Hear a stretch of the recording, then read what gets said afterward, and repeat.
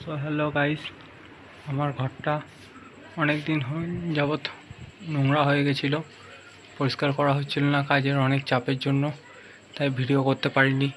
আজকে আমি আমার বউয়ের পছন্দ মতো আবার নতুন করে ঘরটাকে একটু পরিষ্কার করলাম, সাজালাম। সো দেখো, আমার বউয়ের ছোট্ট একটা ঘর, ওর মনের মতো করে পরিষ্কার গোছালাম। এই ও সাজের জিনিস গোছগাছ করা হলো।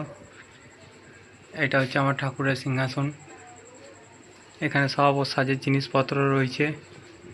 ঘরটা ছোট্ট ঘর, সাজানোটা কেমন হয়েছে তোমরা বলো, সবাই কমেন্ট করো।